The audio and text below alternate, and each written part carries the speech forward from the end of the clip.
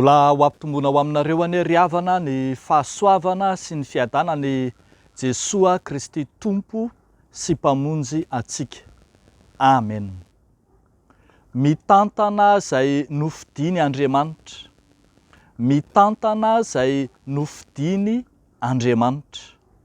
Zany no mofinaina tsika anio amin'ny bokin'ny Isaia mpaminany toko faha 140, ny andininy faha 9 hatramin'ny faha 13.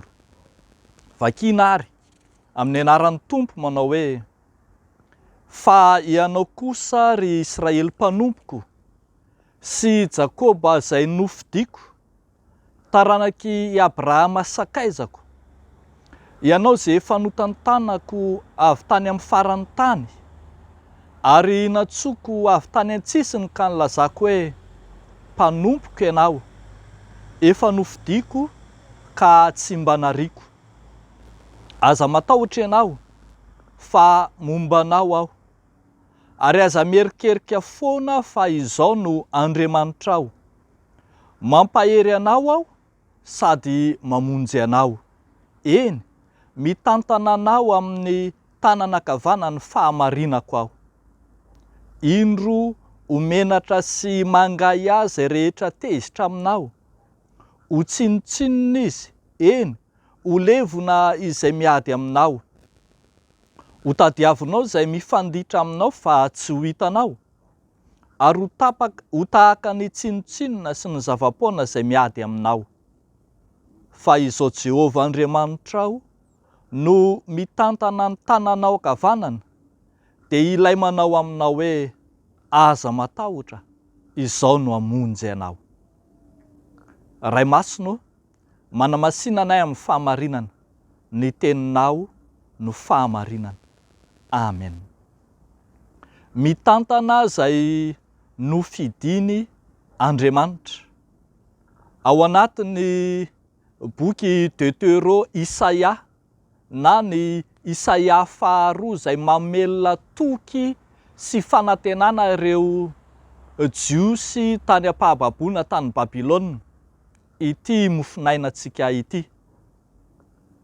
Ambaran'ny tapany faharoa amin'ny bokin'ny Isaia manomboka amin'ny toko faha 7:30 fa misy fanantenana amin'ny fanafahana azy ireo tamin'ny fahababoana, ary hitsahatra ny fampahoriana izay manjo azy, hitondra fanafahana azy ireo Andriamanitra.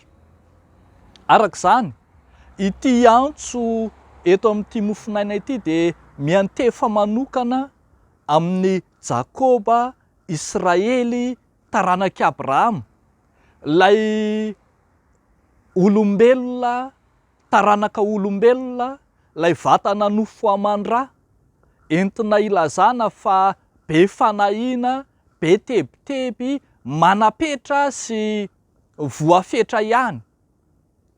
Io indrindra no iantefany ny antson'Andriamanitra ka hiteneniny hoe nofidiako, efa nofidiako ka tsy mba nariako.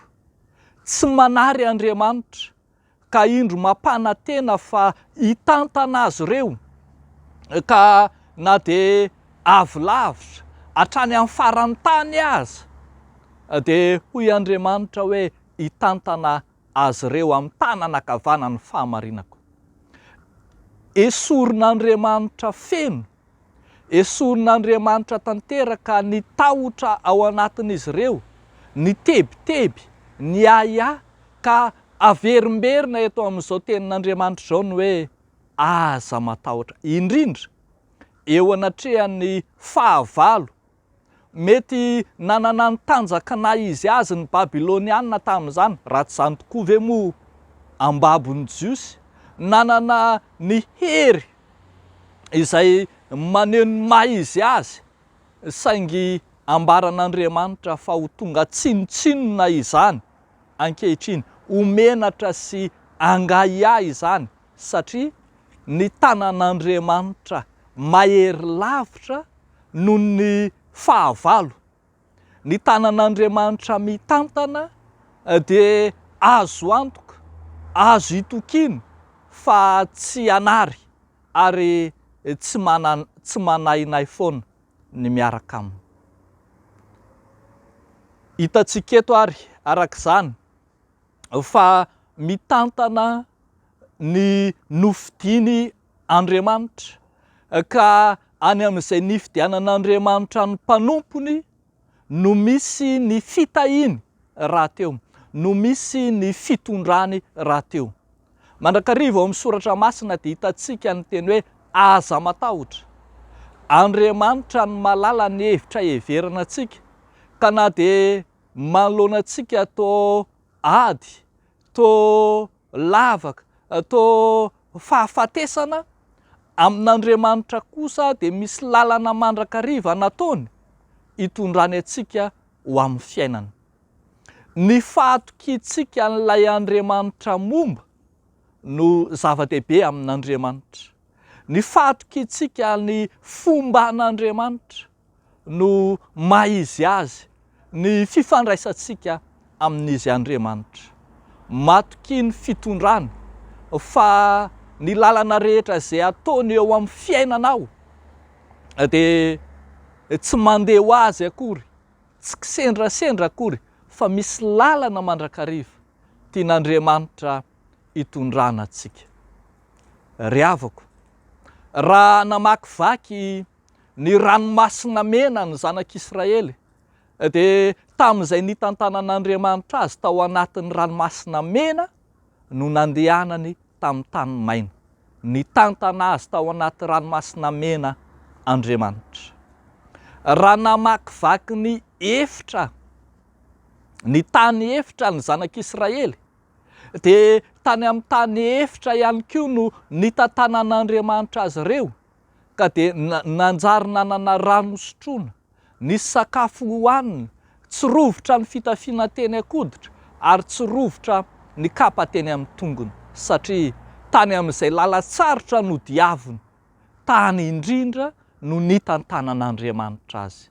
Ary reto, raha mamakivaky ny fahababoana sy ny Babiloniana ny zanak'Israely, dia any anatin'ny fahababoana indrindra no hitantanan'Andriamanitra reto jiosy reto, satria olona efa nofidiany, olona efa nantsony, ka dia tantaniny amin'ny tanan'ankavanana. Ianao koa ry havako malala, matoky ny fitantanan'Andriamanitra anao. Mety mandalo zavatsarotra ianao, mety mandalo fahoriana, fizahan-toetra, mety mandalo zava-manahirana maro samihafa.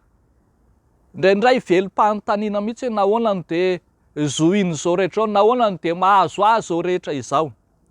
Tsarovy fa tsy ny lalana ny sarotra, fa ny sarotra mihitsy ny lalana, ary any amin'ny lalana sarotra no hitantanan'Andriamanitra anao. Amin'ny fahasarotan'ny lalana izay izoranao no ahitanao ny halehiben'Andriamanitra, ny mahasarobidy ny fitantanan'Andriamanitra. Ary hitantsika eto izany, misongadina ao anatin'izao rehetrarehetra izao ilay Andriamanitra lehibe loatra, ilay Andriamanitra mifeno tontolo, ilay Andriamanitra nanao ny lanitra sy ny tany, ilay mahay manao zava-mahagaga tsy takatry ny saina.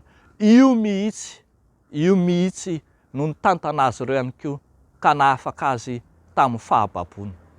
Matoky ary ry havako, matoky fa tsy hamelanao irery Andriamanitra amin'ny zavatsarotra izay atrehanao. Ataovy ny sitrapon'Andriamanitra, arao ny teniny, ankatoavy ny didiny, dia ho hitanao ny sandrin'Andriamanitra tsy toa, ny sandriny ahinitra, ny tanany mahery anafaka anao amin'ny fandrika rehetra izay mamely anao. Dia n'Andriamanitra irery an'ny voninahitra. Amen. Hivavaka isika ry havako. Endre Jesosy Tompo ny fahatsapanay fa Andriamanitra tsy mandao anay tokoa ianao. Andriamanitra mampanantena sy manome ny fomba anao anay ianao, mitantana anay amin'ny tanan'ankavananao ianao. Tsy mandeha irery izahay, fa ianao Andriamanitra mihitsy no mandeha miaraka aminay. Misaotra ray eo. Ary indro mbola apetraka am-pelatananao, izao herinandro vaovao diavinay izao, ny asanay rehetra, ny fanomponay rehetra, ny fiainan'ny fiangonana, ny fiainan'ny tsiraray avy, ny fanahiana, ny tebiteby, ny tahotra, amakivaky lalatsarotra miaraka aminao zahay, ka dia ampitoneo ny fonay, ometoky izahay fa tsy mandao anay ianao. Dia amin'ny anaranao Jesosy no anaovanay izany mivavaka izany, misaotra ray eo. Amen.